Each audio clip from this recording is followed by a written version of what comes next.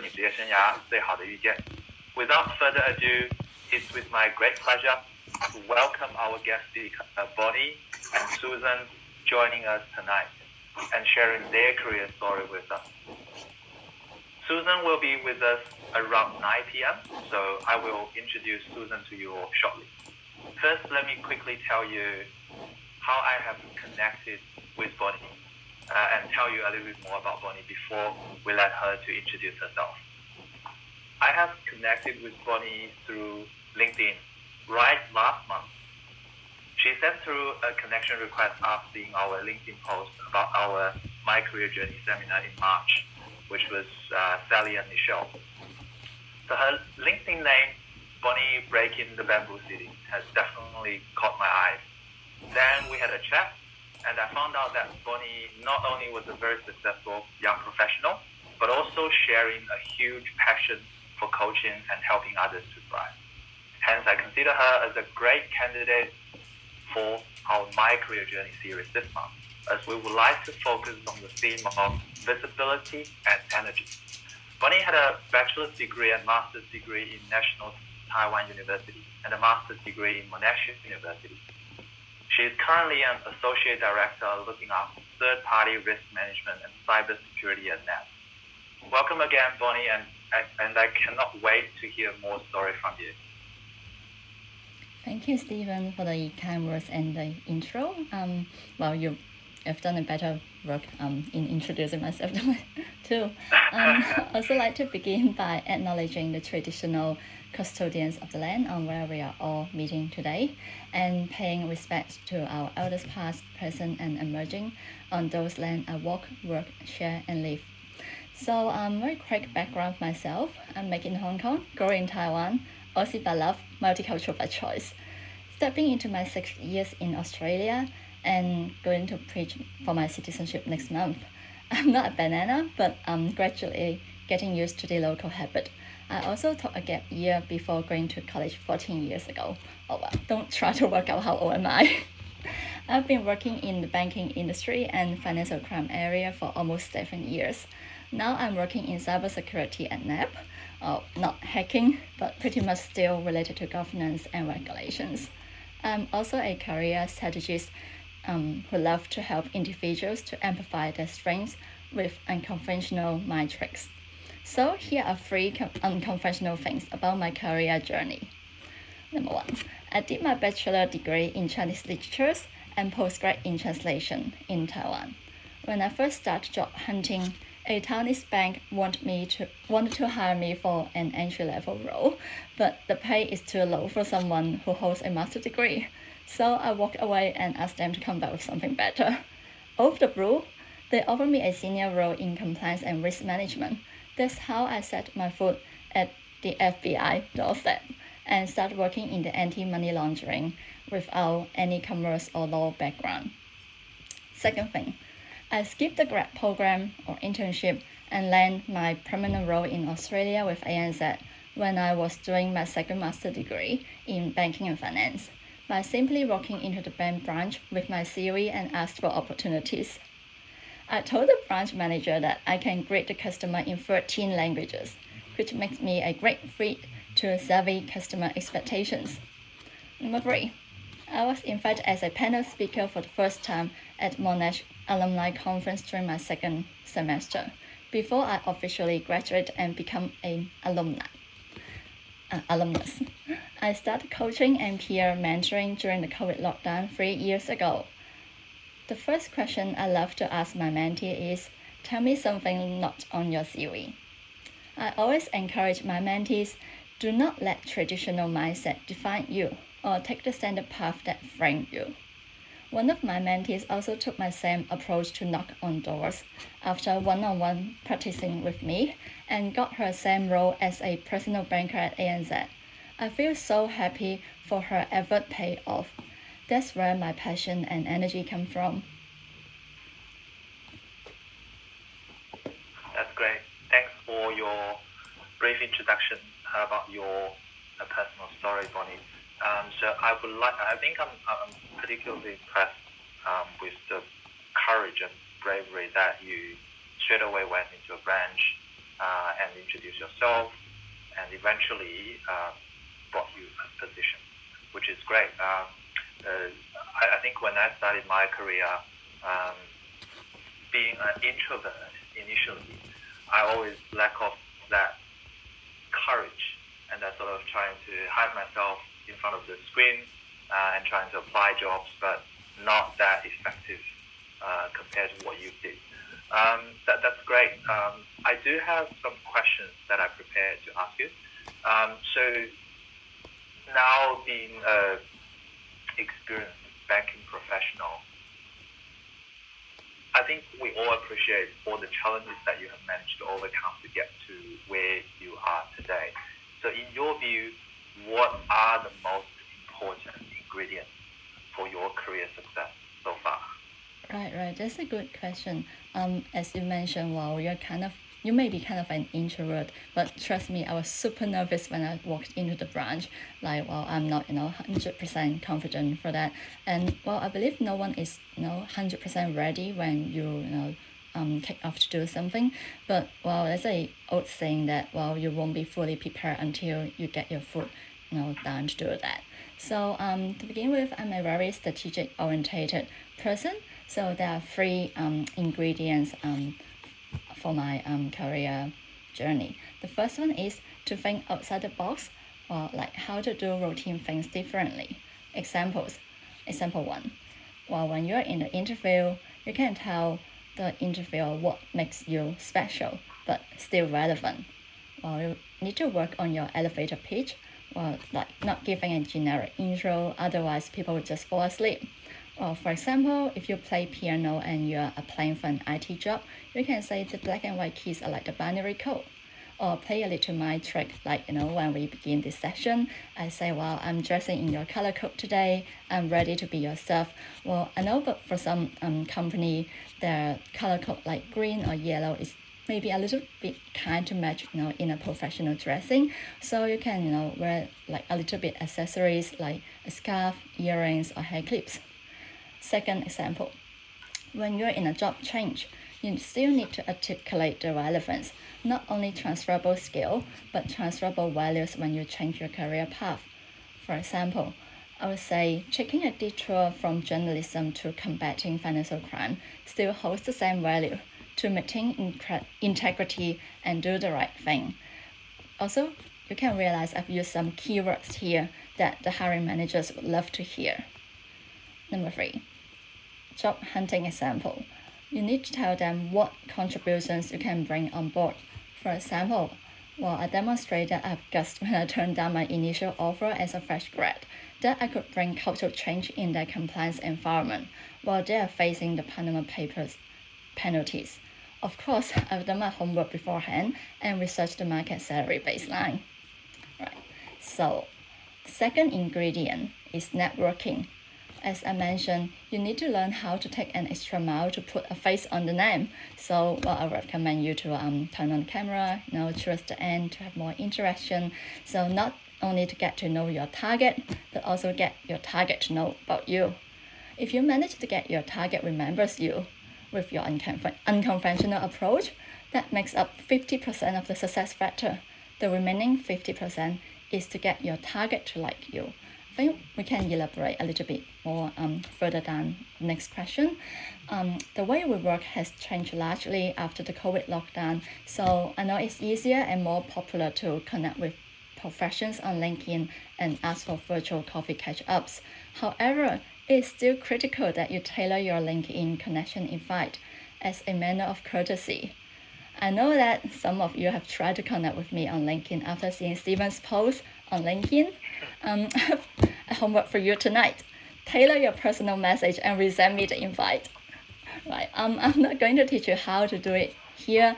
I know for Steven's coaching sessions, you can explore different functions on LinkedIn and build a powerful profile. And my last ingredient is mentoring. I know many of you are smart cookies here. You may think, I'm doing just fine on my own, and I will manage to sort out different functions on LinkedIn or how to write my resume. Why would I bother to attend extra coaching sessions? I know many of you may be outcome focused, and there's nothing wrong with it. That's why you will need to find a skip level elite role model that you can look up to as your incentive. For example, someone who managed to skip the grad program or internship and land a permanent senior role, or someone who is actively advocating in cultural inclusion and published her migrant story in a book. Oh, that's Sally from last month I'm talking about, or being interviewed on headlines. I also seek mentorship from people at management level who are being coached by the C-suite level. And now I even brave enough to reach out directly to people at executive level for their advice and ask for feedback to address my obsessions to do better and refine my mindset from time to time. I'm surprised how different my answers have changed, even the way I introduce myself compared to my first time as a panel speaker. So these are all my secret ingredients that lead me to where I am today at a high level point of view.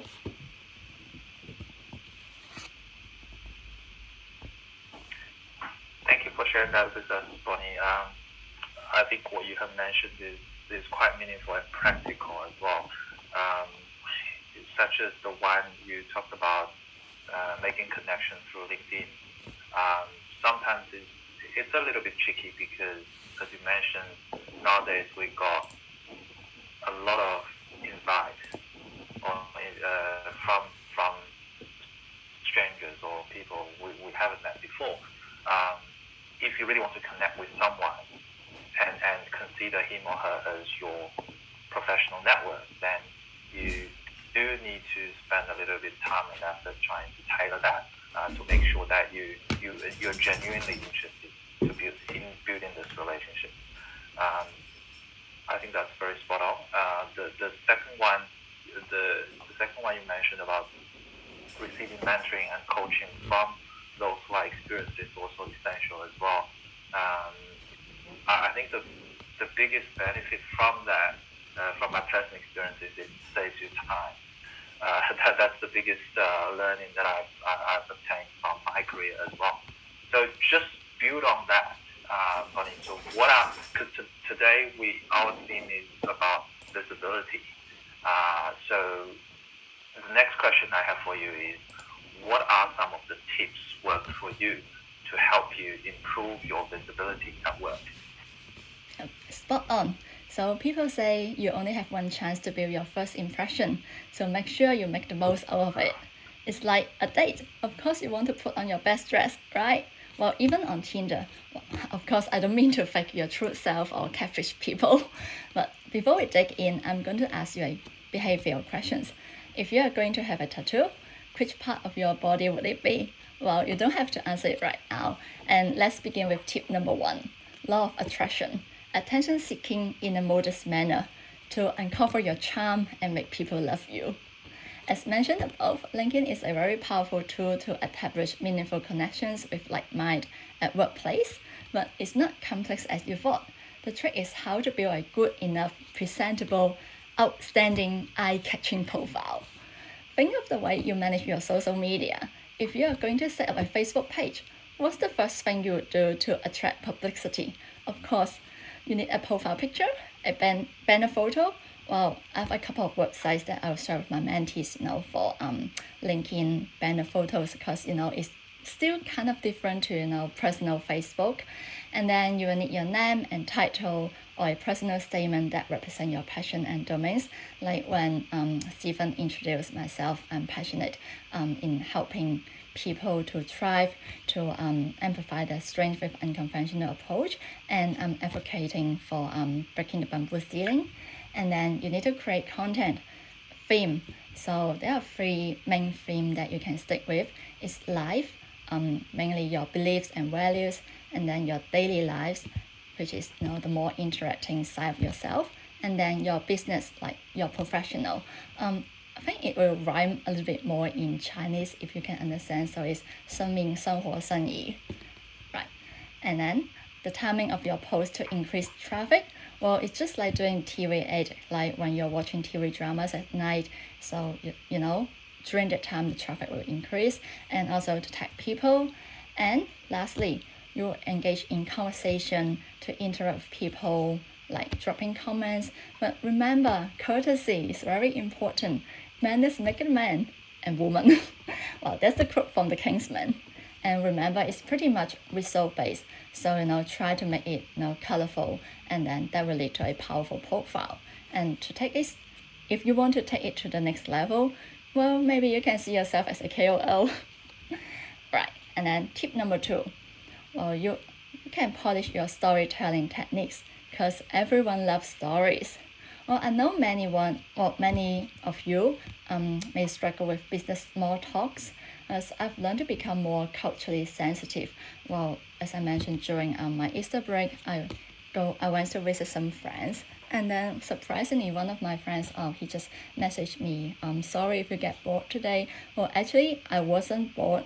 Well, maybe I was just, a little bit tipsy after a few drinks, but I still, enjoy listening to people, listening to the jokes, and have a good laugh. Maybe sometimes, well, due to the environment, I may be a little bit quiet and, just sit back and relax. And for some people who are new to the country, well, they may be singled out for the wrong reasons. Well, for some, the barrier maybe they love to have deep and meaningful conversation with their close ones, but not used to casual chit-chat with strangers. Or just like myself, I was a champion and prize winner in Chinese literature, but I struggled so much before clicking the send button of an important email. But look, people love to talk about themselves too, so you got to find the click, the connection, and let them talk, let them do the talking. As mentioned in my intro, one tip to blend in the Aussie culture is to get some of the local habits, for example, watching TVs, the local channels. Well, for example, one of my favorite investment and entrepreneur program is the Shark Tank. Well, they have the Boost Juice lady founder in the previous season, or like Lego Master, or I got another behavioral questions for mainly engineering professions. If you're going to build a house, which part do you want to take charge in? Right. And one of my favorite program is MasterChef. Trust me, Aussie people, they love food. Instead of talking about the weather or, today weather is good, that's kind of cliche and old-fashioned. Well, this will do the trick to initiate small talk at workplace. Or you can even gossip with live shows like The Love Island, Bachelor, Marriage at First Sight, Farmer Wants a Wife lately. Or to be honest, I have no idea why they produce an excessive amount of this type of TV program, or maybe that kind of reflect the social phenomenon, right? And well, look, resonance and secrets, that's the most powerful way to build trust and rapport. Well, we can share something not many people know about you and still relevant. For example, some kind of silly childhood habit. Well, I used to talk to my stuffed animals when I feel alone, but actually many people do that too. And feeling alone is in fact a big social mental issue these days. That's why I'm enthusiastic to establish a community of high spirits professions. But in that, you will probably have a good laugh and break the ice. That's my magic, right? So lastly, tip number 3 is TOFU, TOFU. Take ownership, follow up. If you advocate for something, you need to actively take initiative. Well, personal brand wasn't built in one day. Leadership does not come to you overnight. What you do outside of your business development work will also increase your visibility by representing the values you stand for. But of course, you need to allocate your time under the principle that does not affect your quality of work. Hence, always communicate with your supervisor for transparency and manage expectations.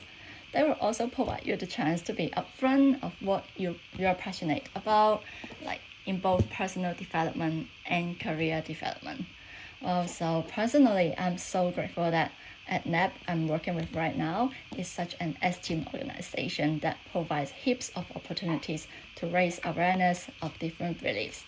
I'm always an advocate to break the bamboo ceiling. So when I first joined NAB, I became the member of their cultural inclusive committee. Sometimes wouldn't even know where these opportunities will entail. So far, it has led me to a professional photo shoot representing NAB's employment brand.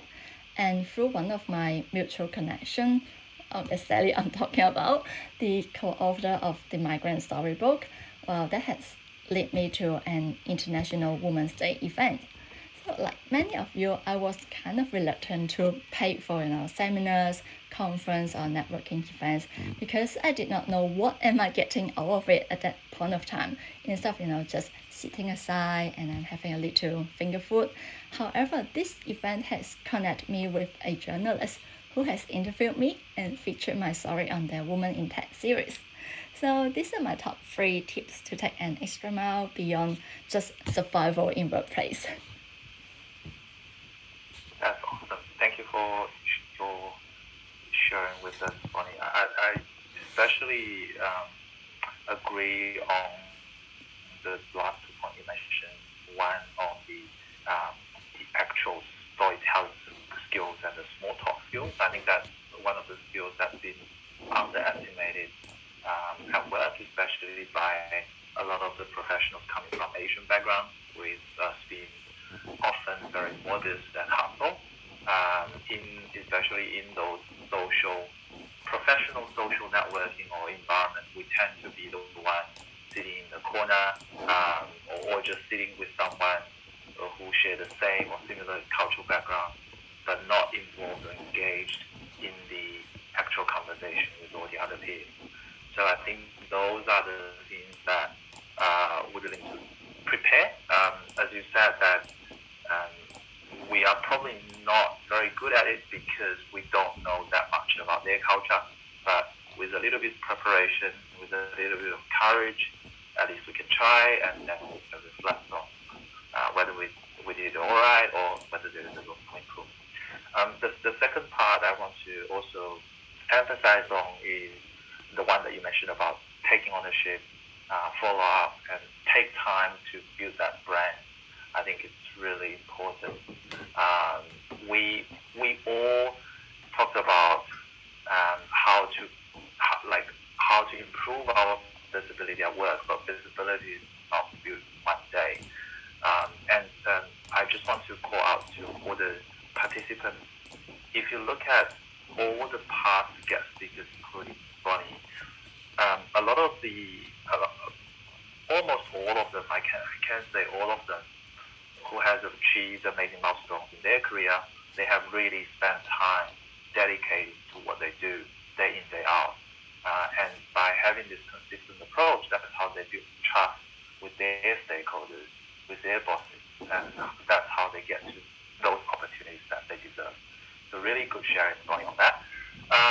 I do have another question for you before I would let the audience to ask their questions. So another theme of today is about energy. I think all the audience can already tell, Bonnie, you are someone with a lot of energy, with a lot of positive energy. So what are some of the advice you give to our audience here at FishPod to better manage your time and energy? Right. So I still hope, all of you still have the energy and motivation to, pay attention and, make the most of it, at least, one thing or two from this section. Well, but energy, thank you, Stephen, for the summary of my of my points above. But I'm not like ADHD. So I think one of my advice to better manage time and energy is to niche your passion by not replicating social expectation. So don't be FOMO, fear of missing out. As I mentioned, I'm one of the members in the Cultural Inclusion Committee at NAB. But within our committee, there are a lot of themes that I'm passionate to participate in, like diversity, gender balance, equity, mental health, etc. As I'm always surrounded by people who are pumped when talking about these topics and leave the room levitating. But there was once a great coach said to me, you should ask yourself what I should do. This is deeply personal. Because only by finding out where your seed come from, you can find out what you do best and grow from there. For example, one of my mentors used to be the only one in the room, the only Asian, the only female, and the only non-native speaker. That's why inclusion and diversity is important to her. But for me, gladly I'm no longer the only one in the room with the increase in international students and migrants. However, rejection in job hunting is still inevitable. Hence, I've come to develop my own set of unconventional approach, like the example I've mentioned above, for survival instinct, purpose at the beginning. Of course, it's more than that now that I'm able to help many more barefoot Kickstarter out there at a professional level. And my second advice is to draft out an action plan. And for example, you can draw a staircase to map your activities versus the outcome you want to achieve. For the base level, that contains your core beliefs. Then the mid-tier, made up of external environment that you will surround yourself with. For example, like-minded professions, organizations, or readings and podcasts, etc. And then the top level is where you want to become.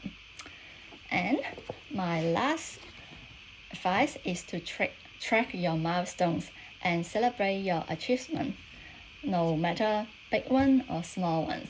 Okay, so, and are you ready to turn on your camera right now?